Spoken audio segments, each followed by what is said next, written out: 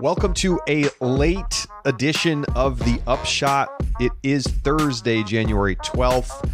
And when MVP came out yesterday and just posted on Instagram with the date of today, Josh, we knew we were going to have to wait to record this show. And unsurprisingly, everything that we've heard for weeks and weeks and weeks and weeks. And shout out to the person who first told me, before I'd seen any rumors at all online, none, emailed the Upshot and said that this was going to happen. Simon Lizotte to MVP is a done deal. And man, oh man, this is gonna reshape the sponsorship market, and it's probably going to reshape some people's bags. And this is going to open up a lot of new people to throwing MVP plastic. In many cases, probably for the first time. Josh, this is a pretty big one. I mean, I think this is as big as we've seen since Macbeth. Definitely true. Whoever emailed us, I'm not convinced that it wasn't Simon on a burner account, just getting the hype started. That he just sent emails out to people in disc golf.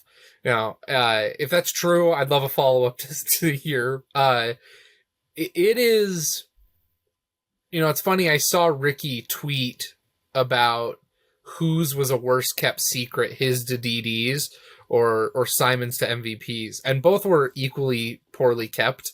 But I think you're right that this feels like the Macbeth move, right? We'll get into the details, but the length, the notoriety of the person, the relationship that they had with their previous sponsor, all of that makes this something that is very next to Macbeth's, just a monumental earth-shattering move about the way that contracts are going to work moving forward. It absolutely is. And we're going to break it all down. We're going to go into the details of the contract, the discs, how we got to this deal, because that's kind of crazy on its own, and a lot more. We asked Simon to come on the show. He declined to come on the show. He's only going to do one podcast appearance about this. So you know what? That's his choice. I had a great chance to talk with him today, though, so I have a lot of details. This will all also be in the article on Ultiworld Disc Golf. So lots of exclusive information coming to you right now. So let's get it started, Josh. I'm going to break some stuff down and then we can talk about it. So first of all, we know Simon announced 10-year deal. That's the biggest that we've seen since Macbeth signed his 10-year extension with Discraft at $10 million. This contract is basically the same size and length. Simon is getting 7 figures a year at a minimum. So he's got an uncapped potential, much like Macbeth. He also got a 6-figure signing bonus on top of that. And to be clear, what I'm reporting right now is a combination of having talked to various people in the industry over the last few weeks. Simon today. I talked to Discmania a little bit today. I have yet to talk to MVP at this particular moment. Hopefully, even by the end of this show, I might actually stop and have a phone call with them. So just want to be clear where this information is coming from. This is not speculation. So that's the basic outline of it.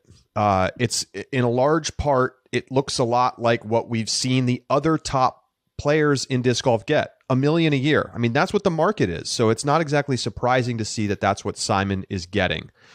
Josh, does it feel like this makes sense for Simon? I think so, in terms of definitely the amount. I mean, that Simon is like Macbeth, Simon has an innate ability to move plastic thanks to his popularity among disc golfers. As we continue to go, I want to chat a little bit more about the length. I think 10 years is a long time. It's going to put Simon at 40 when this deal expires. So I'm interested to talk a little bit more about the length, but otherwise I feel like the terms of the deal are pretty in line with what I would expect for someone of Simon's profile for a sponsorship deal. Simon will be permitted to throw any of the MVP, Axiom, or Streamline lineups. He said that although it's not in his contract, he's been asked by MVP not to throw more than a 1/3 bag of Streamline. So they want him primarily throwing gyro. And he has also been asked to putt with gyro putters. So, we'll see what shape his bag ends up being. He actually put out a YouTube video today with kind of like his early thinking about his bag, but he's played so little so far that I would say it's very much a work in progress. I mean, he said he's only thrown the discs maybe 6 times, and he has not even played around with them yet. And that's as of this afternoon. So, it's also cold winter in the Northeast, so it's a little bit harder to get out and throw, but he hasn't been able to go out and be in public with the discs because they're way too obvious, and they were trying to maintain whatever semblance of a secret was left at this point. They have announced a Tour Series Eclipse Hex. That's the glow mid-range with the axolotl stamp on it. Apparently, Simon Lizotte has an axolotl pet, which I did not know till today. I didn't know that either. He posted that over on Instagram. And so that's the basics so far. Now, of course, they're almost certainly going to roll out some kind of lineup of discs specifically for Simon. In his video today, he talked about being a little uncomfortable with the drivers, the distance drivers in the lineup. And I mean, this has kind of been a complaint of MVP throwers for some time. He said he's throwing 13 speeds, which is not something he's done for a long time. I think it is very probable, Josh, that one of the very first discs we're going to see come out of MVP is going to be a Destroyer clone for Simon to throw a 12 speed with, a little turn and a lot of fade, and like try to match that disc that every single manufacturer looks to have in the lineup. What's interesting to me, I mean, except for the putters, which even like the Envy, for example, is this way. A lot of MVP discs are exceptionally flat. Their profile, they sit very low, they're very shallow, and the faster the disc gets, I mean, pop top, domey discs, that's just not a thing in the driver lineup. And so it's difficult to replicate the flight of something like a Destroyer, in my experience with MVP, when the discs come out that flat, which I assume is a consequence of the manufacturing process of creating gyro discs. So it will be interesting to see how that happens. I'm almost curious if Simon's first disc, whatever Simon's first disc is, if his second disc, if they decide to go with like a streamlined driver so that they don't have to adhere to the gyro mold for the creation of the Simon disc. Little curious there. If you haven't seen the Simon in the bag video, though, it's comical. You need to go watch it. He holds a pyro in his hand, and he's like, Prism Plasma. I don't know what this is. If any of you want to put in the comments, what does that mean? I've got no clue what that means. Yeah, so it's funny. It's very clear that he is not familiar with this plastic. He's definitely going to be figuring it out, and it's a good time to watch. So, but see, here's the thing. Here's why it's so brilliant. Okay, a lot of people have already been saying, "Oh, like Simon doesn't want to throw these discs. He doesn't like these discs. He doesn't know these discs." Well, he didn't know any of the Disc Mania discs that were coming in the mystery box recently. And let's think about it. Simon has to learn them. He's being incredibly genuine. He's comparing the discs to the discs that he knows and he's been throwing for 10 years, which is very normal. And if you think about all the people who are fans of Simon, the ultra fans who are throwing like a full Discmania lineup because they are Simon fanboys. And now he makes this move and he is going to transition them over to MVP by talking about how the discs fly similarly, by talking about the ones he's excited about and the ones he's not sure about. And he's just being genuinely who he is, which is why he is popular. If Simon came out and acted as though he knew all these discs and, oh my gosh, this is the best thing ever and it's so amazing, it would come across as phony and people would see right through it. And he's not doing that. And that's what I think is so brilliant. And that's why a lot of other pros could learn from Simon. You don't have to be like, so often it's like the same regurgitated Instagram posts about how, I came into this weekend feeling so great, and then, it just wasn't my time, but I'm motivated to get back out there and blah, blah, blah. Or in contract season, it's or like... slept on a wet tea pad. I can't, I appreciate... Yeah. I appreciate so much what the, so-and-so has done for me, but it's time for a change and a new direction and a blah, blah, blah. And it's just all so the same.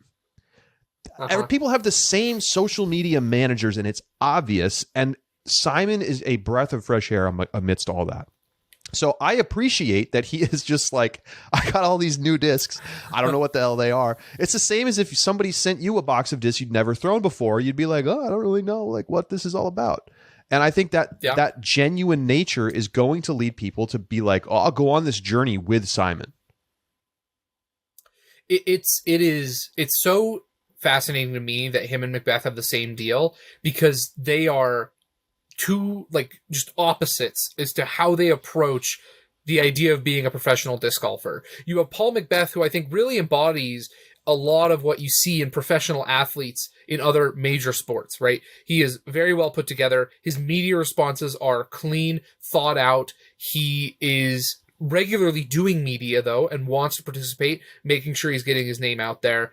It's the scrubbed, tailored, nice package of here's what a professional does when you are a sponsored athlete. A lot of players, like you said, try and mimic that kind of route, and I just don't think they're as successful at it as Paul Macbeth. And so it does, like you said, become stale. And even Macbeth's we make fun of, right? It's not something that even is limited to Paul Macbeth. I remember watching like the Denver Broncos Twitter every time Nathaniel Hackett was like, we're going to regroup this week and we're going to really focus on some things that we need to change. And everyone's like, you've given the same answer, 18 weeks of the season. He didn't make it 18 weeks, but thank goodness for that. But like that scrubbed I'm going to give the professional media response. And then you got Simon Lizotte, who's like the Mike McDaniel, who's out there like jamming with his players. It's the real authenticity that make people like him. Night and day difference, but both I think are very, very valuable to the sport. Well, I asked Simon specifically, are they going to come out with a Simon line? And he said the great thing about Simon line is it's already a brand, so it makes perfect sense. That's a direct quote.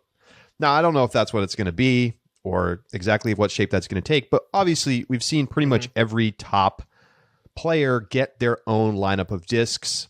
It just makes business sense. Macbeth proved it. Yeah. Let's see. The goal is clearly to have this be a Lizotte doesn't move again type of deal. Yes. And Simon said as much. He's like, I don't want to jump from sponsor to sponsor. I just want one. Like I thought I was going to be with Discmania forever, and then that didn't happen. So maybe this is a good spot to talk about how this deal even came to pass.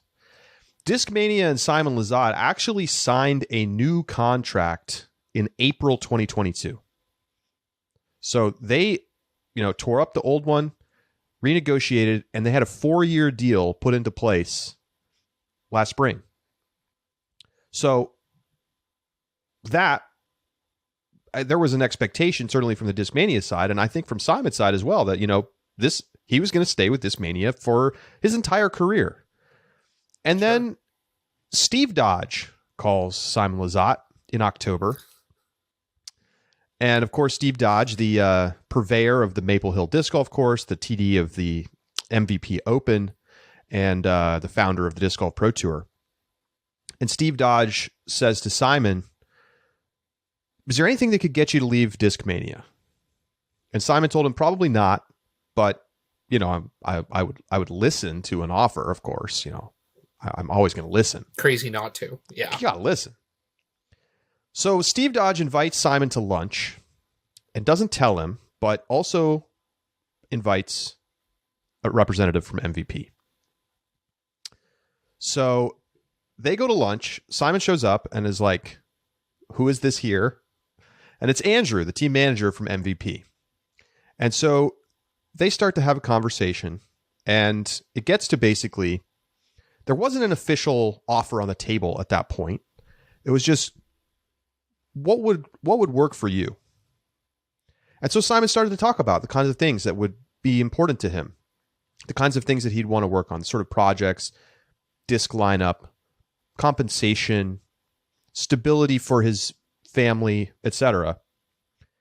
And MVP, Andrew just kept saying, yeah, we can do that. Yes, we can do that. And so the framework of a deal was built that day. Of course, it had to go through all kinds of additional discussions. The lawyers had to go through all of it, blah, blah, blah, blah, blah.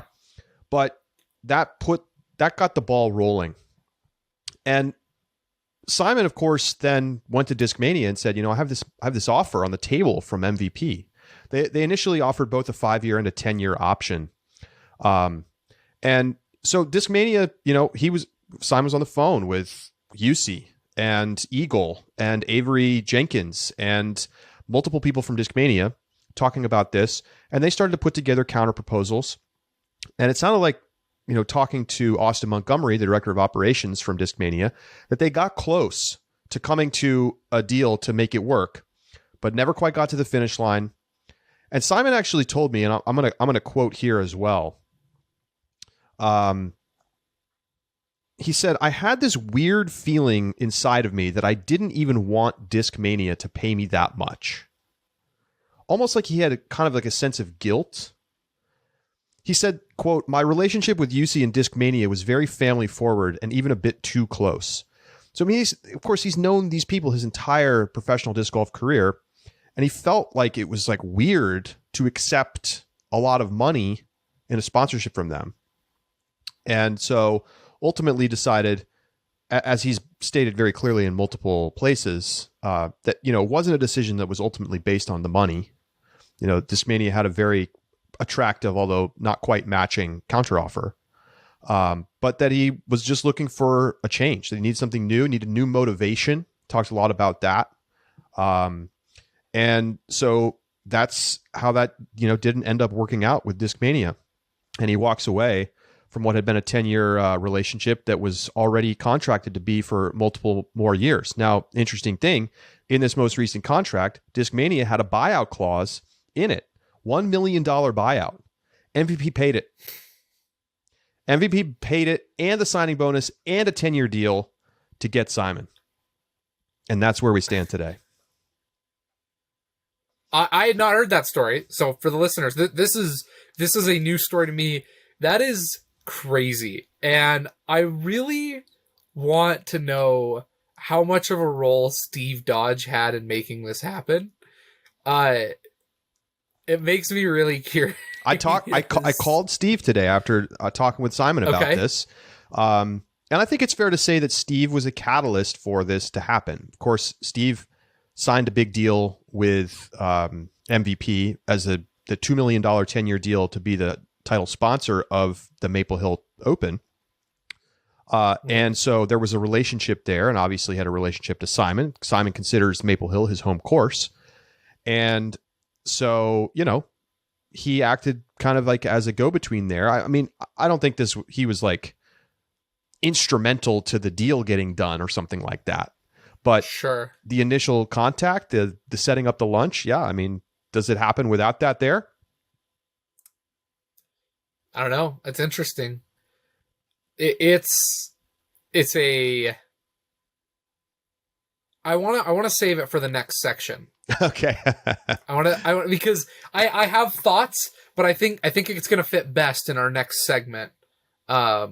It's a remarkable story, one that is befitting of a remarkable player who, I mean, this is not the way it's handled, I think, in a lot of circumstances, where you have somebody like Simon who is very locked down in a contract, who it sounds like MVP didn't even blink at the $1 million buyout clause, right? This is not the normal. It's because Simon is not a normal player. I'm really interested to see and talk a little bit now, though, about like what does this mean for some of the different parties involved. Yeah, and I think we should get to that. I mean, a couple other just like little fun facts. You want to guess what Simon's first contract was with Discmania? Back in 2012. What the terms were? Yeah. Oh man. I don't know, let's say like what 12. I don't even know. I have no idea. I couldn't even guess. I think you were about to say the right thing. 25 Was discs. I was gonna say 25 discs and a T-shirt.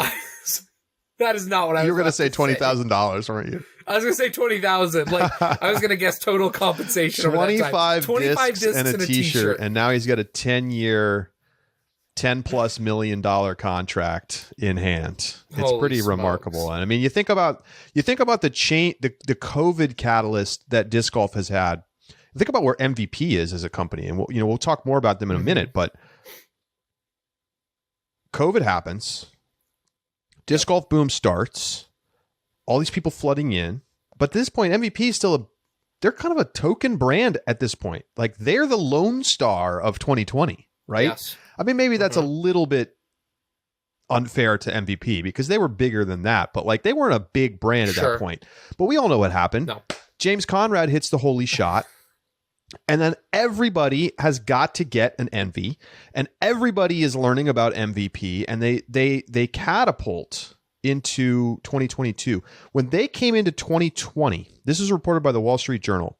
They had 2 injection molding machines making disc golf discs. Okay, at the beginning of 2022. By the end of this past year, 2022, they had 15. They made more discs in 2021 than they did in their 11 previous years combined.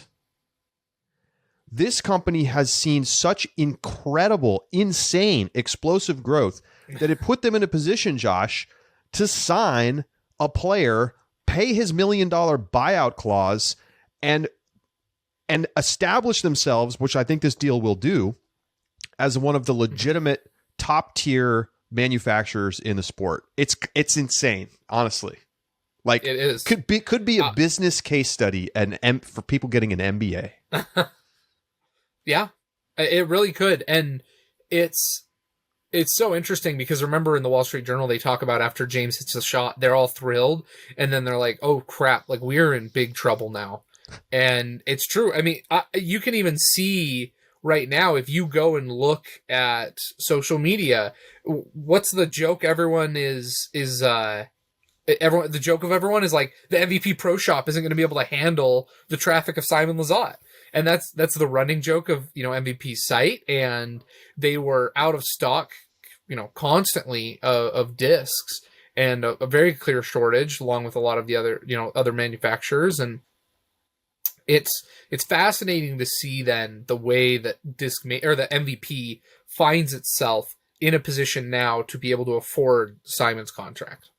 Crazy. All right, so let's get to it. We're going to do what does this mean for blank?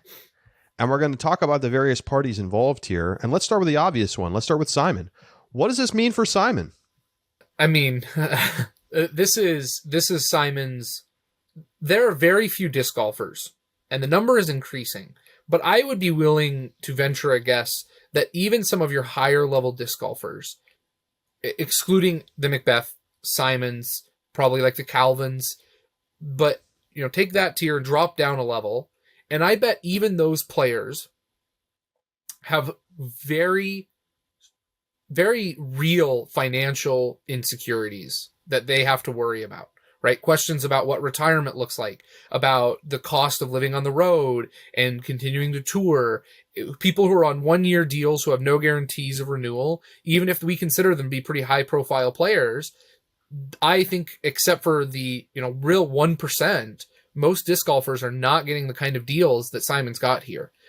These are the type of deals that not only guarantee Simon for now, but it's his future. He's guaranteed retirement. He has the ability to pursue whatever disc golf project he wants, whether that be in media, content creation, course development, touring professional, manufacturing, business, advertising, whatever it is. Simon has the security now to pursue any and all of that. And it's fascinating to watch people like Paul Macbeth, for example, who ended up creating and partnering with Brody for Foundation Discs as one of the ways in which Paul Macbeth went about that financial security. The Paul Macbeth Foundation, installing courses around the world. I mean, those are the kind of things that happen when disc golfers are given the opportunity and security to do so. And I'm really excited for Simon to be able to have that same opportunity where he knows that his financial future just truly is taken care of thanks to the stability, longevity, and the just sheer amount that comes with this deal. You know, you think somebody's making $50,000 a year, pretty sort of like average salary in the United States, and they work for 40 years. That means that they make $2 million in their lifetime. You know, ignore taxes, ignore all the other nonsense. But, sure, you know, that's not a crazy out there. Like a really well-compensated person might make $6 million in their lifetime. $10 million is like you're set and your kids are set. And you don't have to work ever again. Like you just fulfilled the contract and then you don't have to work if you don't want to. So, I mean, there's no question about that. And I think what's Simon said he's never been paid even remotely close to this much money in a year by Discmania. So, you know, you think about like how underpaid was Simon for how long? And I think it probably was a little annoying to him and frustrating that Discmania only was willing to start to come to the table with a really serious, bigger deal when it looked like they might lose him. As much as everybody involved with the whole conversation has been really great, Discmania has been great, Simon's been great, they've all been nice to each other, it seems like a very amicable split. But, you know, that has to be frustrating, right? And perhaps part of the reason that he decided to make a move. I mean, I think Paul has talked about similar dynamics when he went from Innova to Discraft. So, but yeah, I mean, look, this means that Simon can live wherever he wants. He can fly to all his tournaments, so he doesn't have to drive. And he can pursue projects beyond competition. Yep. And you know what's fascinating? This is another great quote. I got to read it. And a lot of this, all this stuff is going to be in the article that by the time the show comes out may already be up. But Simon said, quote, "I actually wrote down 3 pages last year of what I was going to do with my disc golf career because I thought I couldn't compete anymore." So he started to think about doing more media, expanding his YouTube, other stuff, because he didn't think that he was capable of competing at the highest level. And remember, in 2021, he only earned $8,000 in tournament earnings. He made 8 times that this year. And obviously won 4 tournaments. Despite the fact that he can't throw as far as he used to. So, you know, this is just... You can't let a deal like this one get away. And he should be thankful forever to MVP, because even if he'd stayed with Discmania, like he was going to get paid a lot more, because he's now able to realize his market value at a level that, you know, may not have been available to him if he just stayed with Discmania for his whole career. The other thing, he is a player who has an injury history and is now secured for 10 years. And he's 30. And he's 30, right? He's a 30-year-old has injury history player who has a 10-year deal. Could you imagine that? Actually, I'm just getting word. Deal. I'm just getting word. MVP, they're saying the physical for Simon, something wasn't right. Didn't come back clean. Scott Boras is going out to the other manufacturers. Simon announces that he's going to start the 2023 season with Tommy John surgery. He'll be back. Oh my God! Year. Can you imagine that? Ink is dry. All right, cut me up.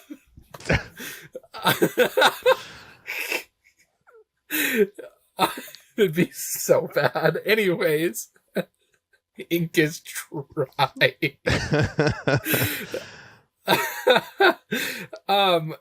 That for Simon, that's great. But this transitions me to what I think is the next. What does this mean for? What does this mean for MVP, Charlie? Well, I mean, this is the hello, welcome to the big leagues move. You know, one way or another, and I think there's enough market knowledge at this point for this not to feel like a risky move. When Paul signed 10 years, 10 million, it was like, what is happening in disc golf? Are you kidding me? But like Discraft had the data. Discraft had seen the sales. They were just restructuring the contract to make more sense after they blew through their targets for his $250,000 a year deal. So you have that. You have the market as it stands in 2022. You have the growth of MVP. You have the knowledge that they have of James Conrad and his impact on their sales. And I think those things line up, and it just doesn't feel like $1 million is a big reach. That's the thing that it does. It's funny because it's like he signs this massive deal and it's like, yeah, okay, makes sense. It doesn't feel outlandish in any way. You know, I think there's a number that would have felt crazy, but it's not $1 million a year. I can tell you that. Yes, and we were chatting. So he's got $1 million a year with the $1 million up front for the buyout from Discmania, plus whatever his signing bonus is. Let's pretend it's $500,000, right? I think that's too high. I think probably more in the like 100K range. I don't know how much it was. Oh, okay. That was not disclosed. 100K range, whatever. So, we did a little bit of asking, and estimates put the profit margin on wholesale discs, right? MVP does not, we've talked about this, Charlie, doesn't do as much direct to consumer. They usually primarily rely on their retailer and dealership network that buy the discs at wholesale. It's funny, right? How different, like Discmania's big last release, all DTC. No dealers got the new, what is it? Which one was it called? What was the name of the disc that they just announced? Doombird 4. Thank you. You're welcome. But like MVP goes a complete opposite direction. It's like dealers get this new hex that they're selling, the Tour Series hex. So the people we talked to in the industry estimated that they are probably making about a 50% profit margin on wholesale discs. Somewhere in the neighborhood of $5 being a little bit on the conservative end is kind of the estimate that we're rolling with from what people have told us. So estimating $5 a disc, then we're talking 200,000 discs is what Simon needs to move above base of what MVP would have moved without Simon in order to pay off that $1 million. I don't think that sounds outrageous at all. Right? If I don't have sales figures for MVP, and I would pay money to see some sales figures. I'll be honest. But it would be interesting to see. But I think 200,000 discs is something that MVP is going to clear. And I think they're probably going to clear it quite well, to the point that I think they pay off the first couple of years with the momentum from this first year. I think the first 3 years of this deal are probably what's going to be able to pay for 90% of this deal.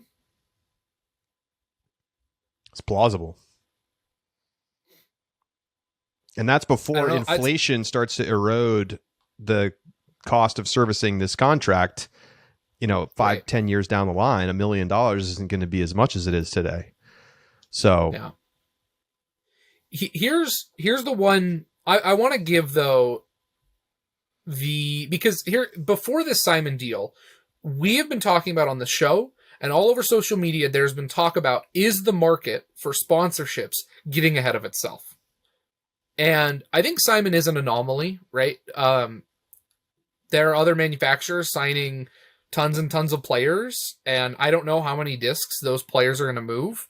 And it really does, I think, raise questions about the viability of teams sponsoring 6-figure contracts for players who don't move the needle as much in disc sales. But when you look at Simon, I think that the risk over this 10-year period is that the bottom drops out, right?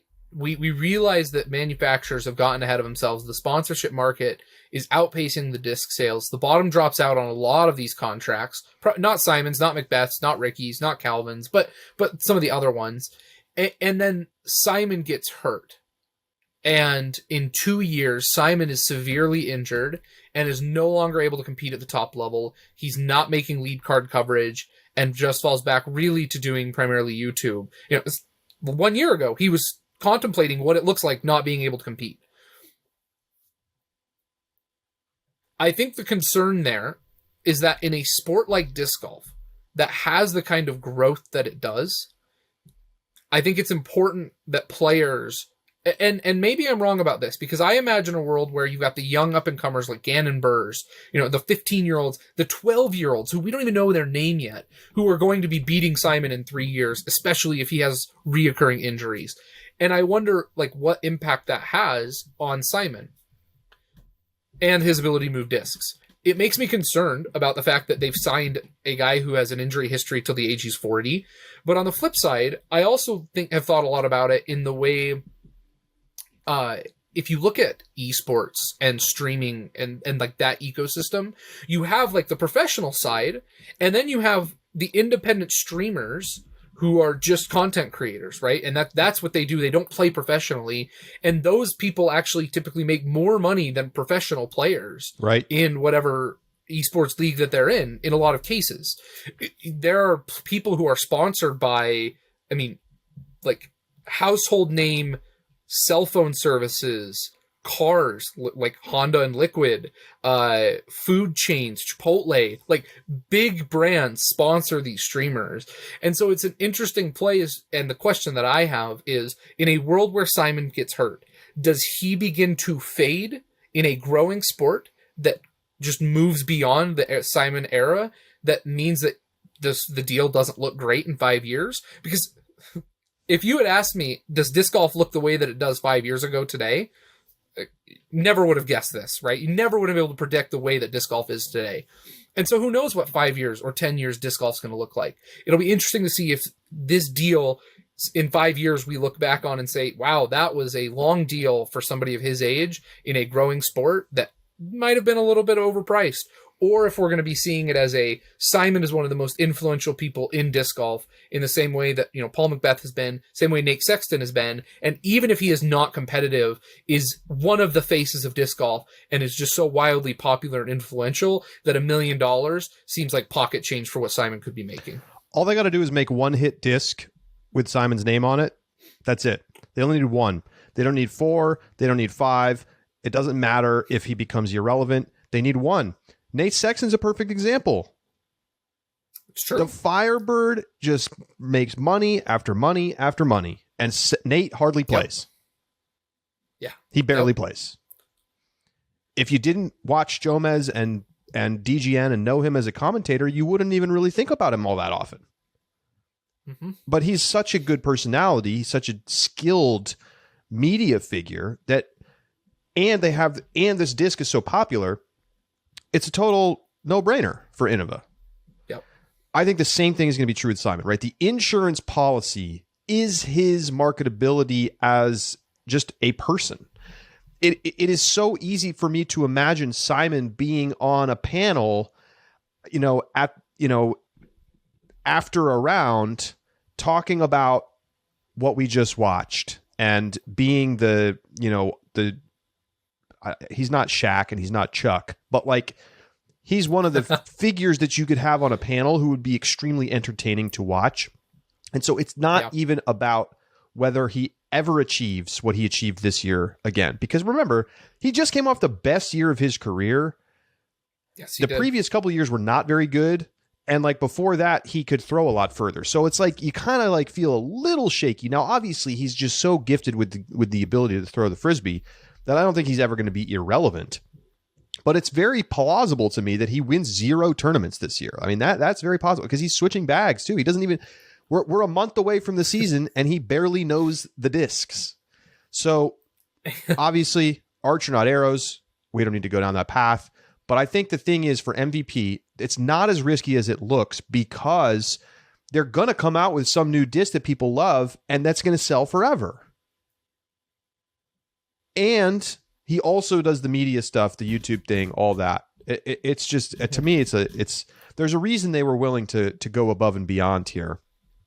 And I think it makes sense. I've got a question for you real quick. Yeah.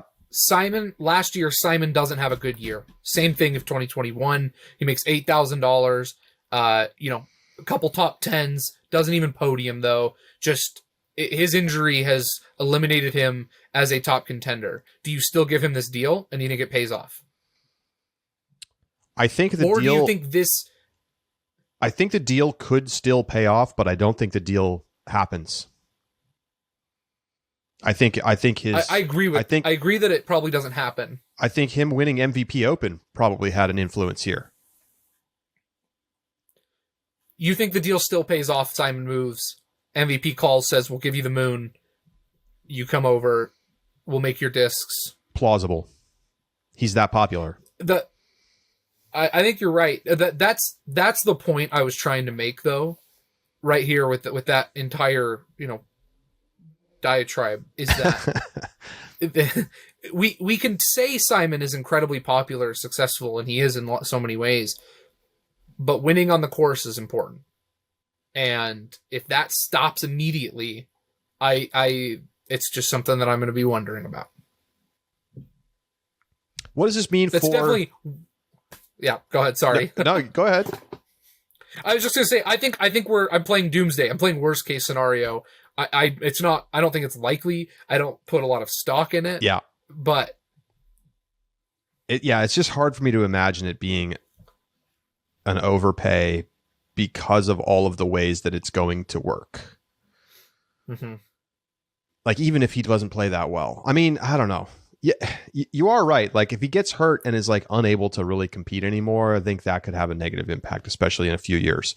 But again, I think he has got the capacity to be popular even outside of competition. So yeah, there's always risk, but I think the risk is mitigated, risk. Right? It's not like you're signing somebody who has to perform well on the course in order for them to move discs for you. Calvin.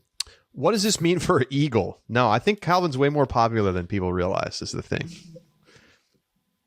So what does this mean for Discmania? We talked about this a little bit in our subscriber bonus episode from last week when he announced his departure, but maybe a chance for us to kind of quickly hash it out here. Losing Simon is always going to hurt. It's, he's been an important part of that brand. He built the brand. Yeah, he is the face of Discmania in many ways. But they have two incredibly talented young players in Eagle and Kyle Klein. I would anticipate and perhaps them to sign, the next big thing out of Europe, Nicholas Antela. And perhaps the next big thing out of Europe, Nicholas Antela. They are, I think, have a very strong presence in Europe as kind of the title sponsors of the European Open. I wonder if the European Open is ever going to get renamed the Discmania Open. I would be disappointed if it did, but like Glassblown Open and Dynamic Discs Open, I wonder if Discmania ever does the same thing. Anyway. Well, they already have that Discmania Open happening in Prince Edward Island in Canada. Oh, they do. You're right. So that's probably already taken. But Discmania has a lot of things that are really strong about it, that while Simon was an integral part, I think they're going to be okay. The Sky Gods were obviously big sellers, but it's clear that like the momentum of Discmania signature discs, which were such a hot commodity during the pandemic. Remember, we were talking regularly about server crashes and just people unable to get the demand always outpaced the supply of Discmania signature discs. It's slowing down a little bit, as it is in every market, right? The demand, I think, all around for just signature discs is a little bit lower because the cost is so high right now for discs. And there's just a glut of supply. That absolutely. There's a glut of supply. Prices are higher than they've ever been before. And there's a little bit of the COVID fatigue where people couldn't get discs, so they bought everything that they could. And now that they can get discs, and your point, it's slowing down a little bit. And that's what makes the move so valuable for Simon and the ability to move discs. I think Discmania is going to be okay, though. I really do think that they have locked down just some really, really powerful talent who also are pretty successful at moving discs. I think the challenge for Discmania is going to be to separate their brand from everything that it's been. Crush Boy, Simon is their star. They have really built a lot of the marketing around that, and they're going to have to figure out how to adjust, because that's not going to be so easy. And of course, they talked about how they were disappointed that he left. They really tried. They made an effort. They came to the table in good faith to try to match the deal, at least in a way that they felt comfortable with and that they felt was fair. Simon didn't want to take the deal. It's understandable. Austin Montgomery, director of operations, said to me, quote, "This gives us an opportunity, I think, to refocus, maybe reinvent ourselves a little bit." And, basically talked about what you just said, which is that they have great players who that they can certainly market around. If Eagle comes out and plays all year and is healthy, I mean, he could win Player of the Year this year. In fact, there's a case to be made that he's the favorite. I'd be curious to know what the odds are, if I were to put books on them, but it's absolutely correct. And here's the other part about it, is Eagle's also incredibly popular. He's very good at social media. He engages with his fans a lot, right? Him and Simon's been around longer. He is and does have more. I think there's a genuineness about Simon that, as we mentioned before, really that people are attracted to him for that reason. And the Crush Boys together was such a powerful marketing tool. But don't sell Eagle short in his capacity as a player, both in his social media as well as in his game. Remember, we have said Eagle is probably the single most talented disc thrower we have ever seen in just pure raw talent. I've got injury concerns about him too. And if Discmania came out with a $10 million 10-year contract for Eagle next week, I probably would start talking about the same things I just talked about with MVP. I hope he can stay healthy, but they're not. It's not like they are without some really powerful marketing tools. Well, I will say this. Discmania is in a position now, with Eagle's contract expiring at the end of 23. It's, this is Eagle McMoney year. I mean, they need to pull an Innova and get him paid and locked up before this goes into next year's open sponsorship season. Now, the thing is, it's challenging because he's been hurt and because he played such limited minutes this year. Do you want to come out in March and say you sign him to $1 million a year deal? I would be a little concerned about that. I don't know that he has quite the same ability to be marketable and popular outside of the course that Simon does. Mm-hmm. And so you kind of want to wait and see, how is he playing? Is he back? Is he staying healthy? But if you wait too long, it's going to be like vultures coming in over the top to try to pick him off. And so, I mean, it's a great situation for Eagle. He obviously has maximum leverage now, especially with his, fellow Crush Boy, which, RIP that term, it's done, right? We got to send it to the graveyard. But he walks away and gets this monster deal. Eagle's in a position where he's going to be expecting to get that kind of money, and he has a lot of motivation, obviously, to have a good season to earn that. And so maybe that's my answer to what this means for Eagle. Right. I mean, those two, they feel inseparable now, right?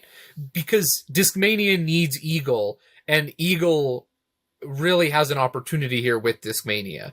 If Discmania loses Eagle in the offseason, let's revisit this conversation, because we're going to see Simon getting to walk followed by Eagle walking as the beginning of the end for Discmania. Yikes. Right? Like that is bad news for them. But in our emergency pod for Simon's announcement, we asked some of our listeners to give us some suggestions for, we had contract year Calvin. The suggestion that I liked came from an email from Nathan, who said we need Eagle McMillions. Eagle McMillions. And I thought it was clever and feels apt for what I think Eagle is going to get in this offseason. The big question is Discmania going to be the one who offers it? And how many millions? Right. So I wonder if you just put you give Eagle that contract, but you put a You put a health clause in there. Plausible. Yeah, you gotta play X number of tournaments, or you have like performance guaranteed. Like you don't give as much guaranteed money. That's very possible. Right. I mean, there's lots of contract structure that way. In pro sports. So what do you think this means for James Conrad? I mean, he's kind of like flying under the radar a little bit with this whole situation. He just signed a 4-year renewal. We don't know what that deal's worth, but it's probably pretty darn good. What does this mean for him? Now he's not the top dog at MVP anymore. James Conrad created magic and captured it in a bottle. But the problem is that bottle can only last so long, right? They brought over lots of new fans. He sold a ton of plastic thanks to the Holy Shot. He made tons of money thanks to the Holy Shot. But now you can find special edition Envies with the world's logo in stock all over the place, right? They weren't prepared. How can you prepare for something like that? They weren't prepared with that disc once that happened, and they fell a little bit behind. And so immediately, the demand just purchase, and then the supply caught up, and now they're just sitting on shelves all over the place. And don't get me wrong, like the Terra probably sold fairly well. I've thrown Terras. I have one. I really like it, actually. The Zenith, I don't know which one it is Distance Driver. I don't think that one sold all that well. I didn't hear a lot of talk about that one when it came out, at least among non-gyro fans. I'm sure it sold fine with, MVP loyal fans, but in the outside community, I'm sure it didn't sell great. Simon coming over is the best thing that could have happened for James Conrad's disc royalties. Because in Simon's in the Bag video, he's showing off a Terra, which is James Conrad's signature disc. When Simon fans come over and they're like, I need an overstable driver. Wow, I don't want to throw the Fireball because that's too beefy. I'll throw the Terra. Like, that seems a little more workable. Simon throws a Terra. It looks great, right? I'll throw the Zenith. Simon throws the Zenith. They start buying discs, and now they're like, well, I'm over an MVP. I might as well buy a signature Envy too, right? Like, I got to get one of those for myself. James Conrad is going to make more money because Simon is coming over now. He's got to be thrilled, right? I know he's not top dog. I know he's not the number one, which it was probably great for him to be the flag bearer for MVP when he first came over. We talked a lot about how James Conrad kind of deserved it. But does he even want the spotlight? I don't know. I don't know. But he's going to make money from this. Oh, I agree with that. He's going to make money. I agree with that. I think you broke that down perfectly. I think that's just, you're spitting straight facts right there. The fact is there's going to be so many more people who flood into the MVP ecosystem, and that's just rising tide, baby. Mm-hmm. What does this mean for contracts? That's my last question.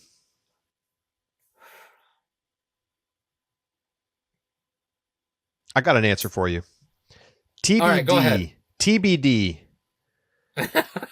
Feels like a cheating I think answer. fair, but I think a lot of people are going to look at this and go, okay, they spent the money on the buyout.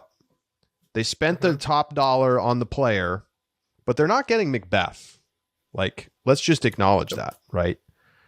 Simon might be more genuinely likable than Macbeth, but Macbeth is in his own stratosphere as a player because of his competitive skill and 6X and the clutchness and all the things that he's done in his career. He's won. Simon's never won a major. Paul doesn't even remember how many majors he's won. That's not true. He definitely knows exactly how many majors he's won at all times. But he pretends that he doesn't know. The thing is, Paul is still, he's just, it's Mick Beast, right? It's a different animal than what Simon is going to be. Yep. And I don't think that you can expect Simon to sell as many discs as Macbeth. And Macbeth got the $1 million a year contract. But I will tell you this, he made a lot more than that in year one on that deal. Yes. So I think that people are going to be like, okay, like, is this the right amount to pay a top 5 player who's popular, but like maybe isn't the number one guy? I mean, Ricky got the 1 year money, but he only got a 4-year deal. It's a lot less risk. So It's a very interesting situation, but I don't think, the season is over, right? The contract season is over. This is the last big domino to fall. We have Paige Shue. That's the last name that I'm expecting to hear about. And we're going to talk about all the Discraft deals in just a moment.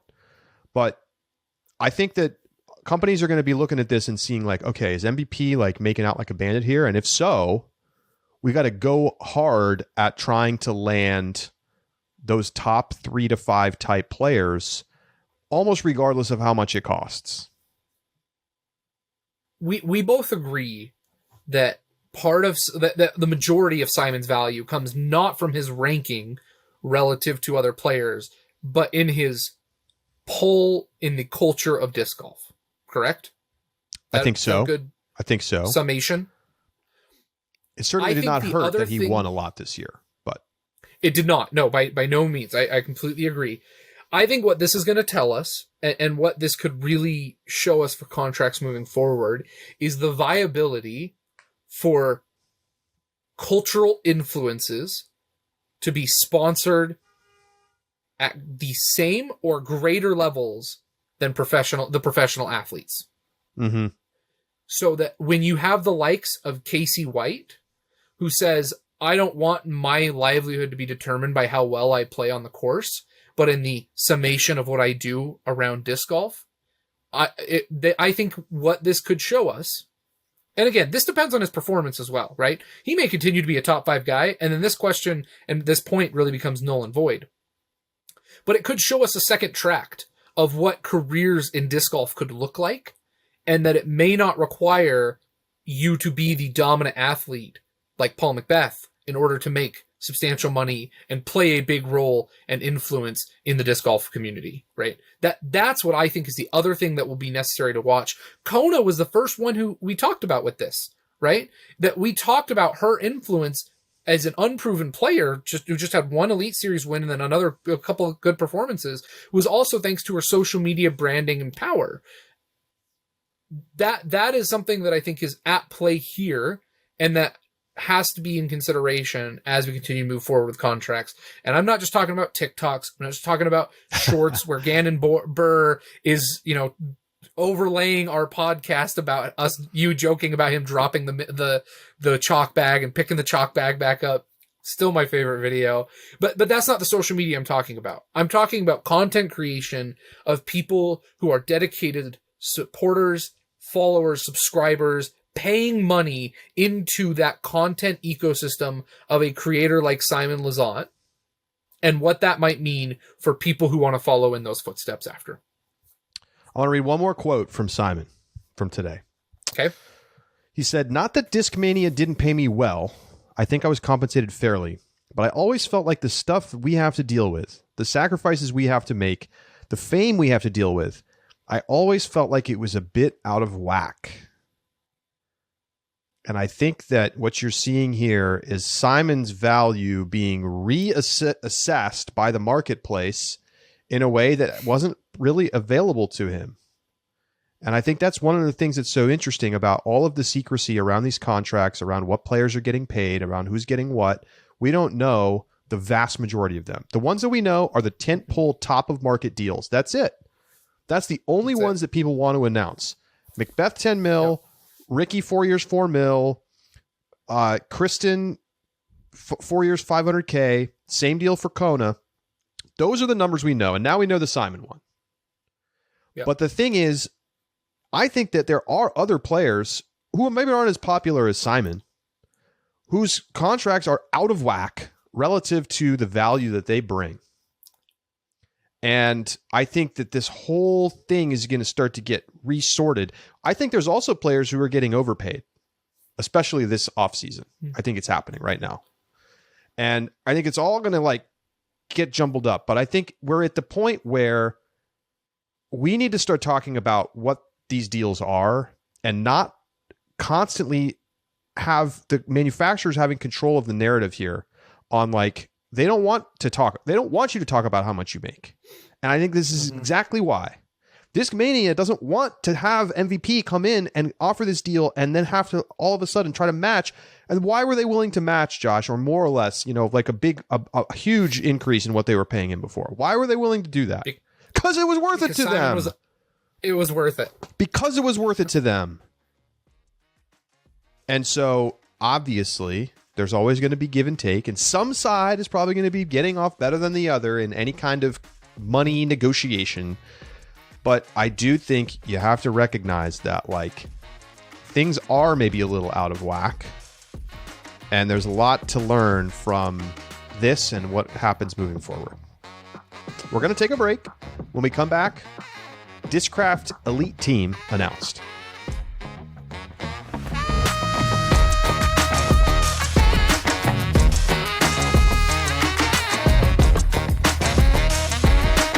The Upshot is presented by Pound Disc Golf, makers of the best bags in the sport.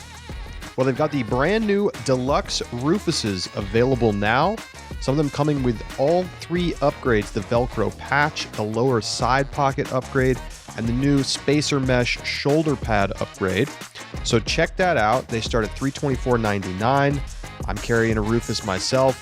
Fantastic bag, a little bit on the smaller side. So if you're not somebody who wants to carry tons of discs, it's a great lightweight option available now at pounddiscgolf.com.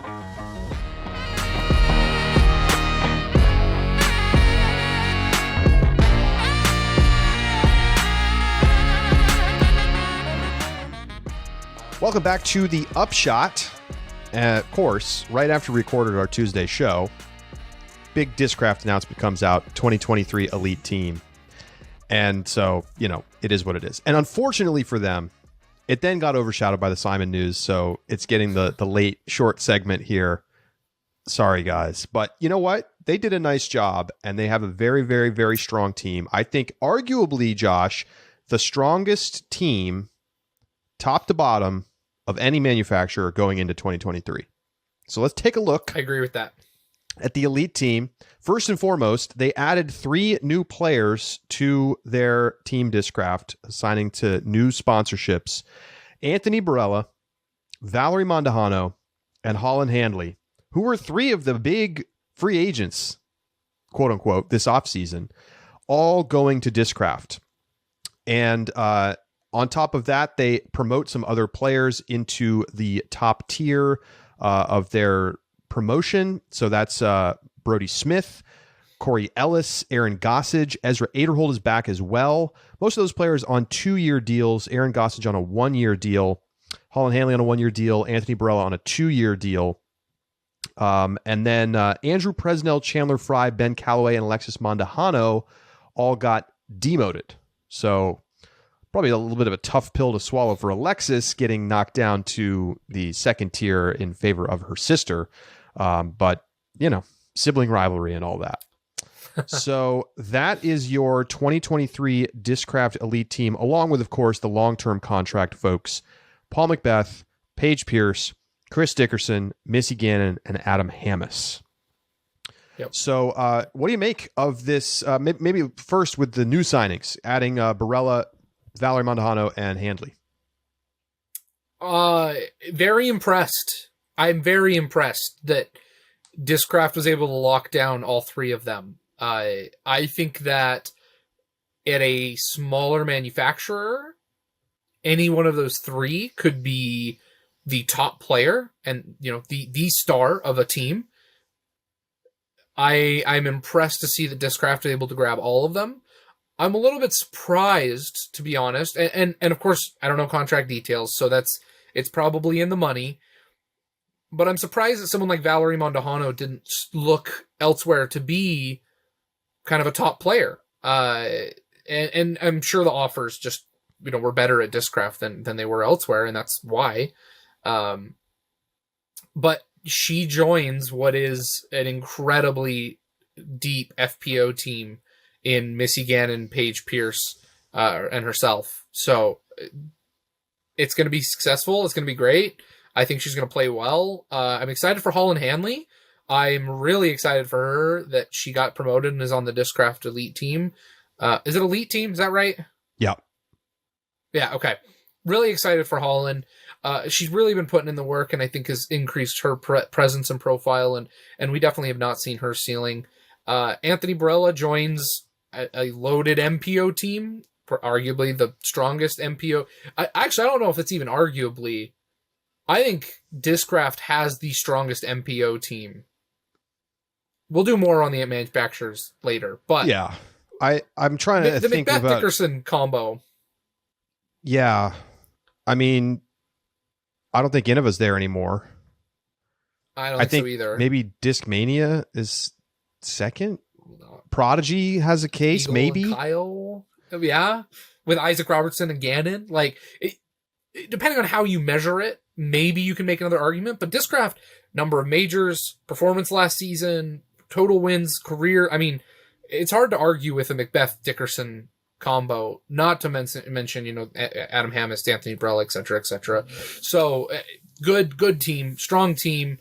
Exciting moves for them, and it shows to me that Discraft is still committed to securing top talent and must be paying them well, because I can't imagine Valerie's was hurting for an opportunity after the season she had last year. Well, here's the thing I think is so interesting. Discraft basically lands all of the top tier, quote unquote, free agents besides Simon. Like, let me run through the list and you tell me who you think is bigger deal than Handley, Mondahano, Barella.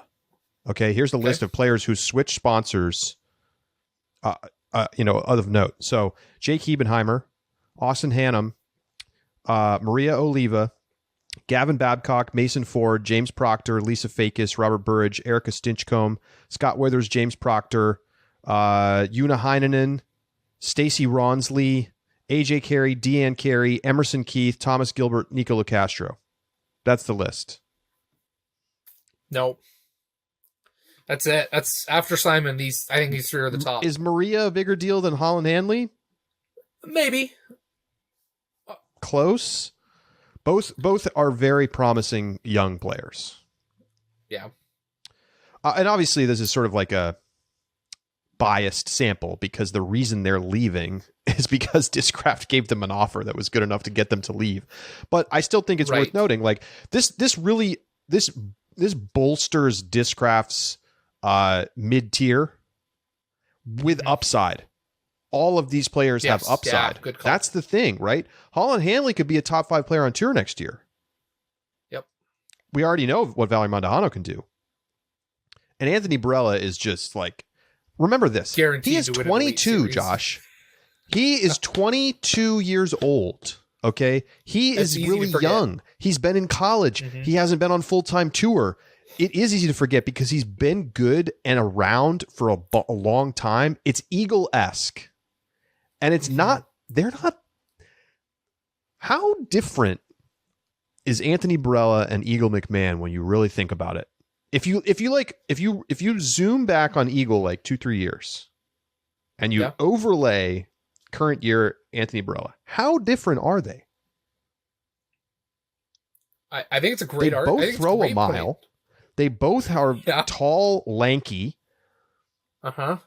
They both struggle a little bit with the mentality side of the game, but obviously have the physical tools to succeed. Yep. Is it so crazy to imagine Anthony Barella developing in that direction and being a top tier guy? It's to me, it's not. If he's 28 years old, okay, it's not happening. But he's not. Sure. He's 22. It's a great point. I think it's a great point. I think Anthony Barella is a good signing wherever he goes. I don't think this year is going to be his year. I don't think this year he will be a top 5 player, but I think that he has the potential to get there. What do you think about Brody re-signing with Discraft? Are you surprised? I was surprised.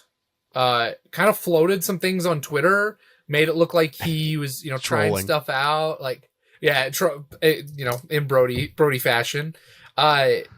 Saw some conversation. I think the biggest thing that people were kind of talking about and that I felt was likely was just going full foundation sponsorship, right? Just repping his own company and then picking up a couple people to sponsor with foundation as well, and just running it from his own company. It could have been likely to me. I definitely could see that happening. Another 2 years with Brody. I really am curious what, like, Brody is not at Discraft for the money. I don't think. Like Brody, maybe at this point he is. And that's what I want to know, right? Like Brody makes a lot of money from his social media and has made a lot of money for a lot of reasons throughout his career. I'm curious to know how much it is from Discraft. And I would assume it's probably like, is it mostly disc royalties? I think so. But now he's on the elite team. Now he's on the elite team. And you know what? Frankly, he deserved it. He outplayed a lot of the guys that he passed. He made the tour championship. He's a unquestionably a top 40 disc golfer in the world. Yep. And so, that means it's going to come with guaranteed salary. Now, who knows? I mean, Brody might get his own kind of special deal because when he originally signed and was not a particularly skilled player when he originally signed with Discraft, I'm sure the contract mostly looked about royalties, and I'm sure Discraft recognized that they had potentially a lot of value to come in because of Brody and what his ability to offer a ton of exposure that other players can't. Mm-hmm. But now maybe it looks more like a traditional contract. I don't know. I'd be curious. I'd be really curious to see the numbers. Maybe we'll reach out, see if Brody wants to come on and talk about them. Yeah, nobody ever talks about the money. That's what I'm saying. It drives me crazy. I wish they would. All right. So how about Yuli? He does the voiceover on the video, but he's not on the elite team. Is this just where Yuli's at in his career? I mean, the poor guy's like dealt with like multiple injuries. He's had the knee injuries and stuff, and career getting on the older side for right. A lot of people, right? Like serious stuff. I mean, he is. Yuli has found a place. In the same way, this last year we interviewed Jeremy Colling. We also interviewed Yuli, and both of them said, I've still got what it takes to win a major. Jerem wants to be the first 40-year-old to win USDGC, and Yuli said he's still got what it takes to take Worlds. Look, if they do, bring him back on the show and let him tell me how wrong I was. But it doesn't feel likely to me. I mean, these guys, the talent pool behind them is just increasing. The field is just getting more and more competitive. And you got 15-year-olds who are doing what would have been unbelievable 10 years ago when they were truly in their prime, right? Yeah, this is what he's got media now. He's a team manager. He's a big influential part at Discraft. And that's a great gig for him to land that gives him security. It gives him a salary that isn't based on performance. And he can go play some tournaments while he's at it. That's a great gig. Congratulations for Yuli. But yeah, he's not an elite team member. He shouldn't be an elite team member. And I think it'd be a mistake to pretend that he is. All right. Well, I think, Josh, we're basically finally at the end of the contract season. It's been very exciting. I will look forward to doing a kind of like a little wrap up, where do the teams stand kind of thing. But I'm also ready to start talking about the disc golf again. And we're almost there. Yes. So coming up soon, we're going to start to be doing some previews of the 2023 season. I'm excited to start to talk about storylines for this year. So if you have particular things you want to hear from us on, please reach out, upshot@oltworld.com. Make sure you get yourself a subscription, join up and get bonus episodes of the Upshot every single week. We're going to start doing our live shows again very soon for all of the tournaments, the Elite Series and majors this year. And a whole lot more, and lots of stuff in store. So, Josh, this was a fun one. This was a good one. I'm excited to see how this all plays out. So, for Josh Mansfield, I'm Charlie Eisenman saying so long, and we'll talk to you next week right here on The Upshot.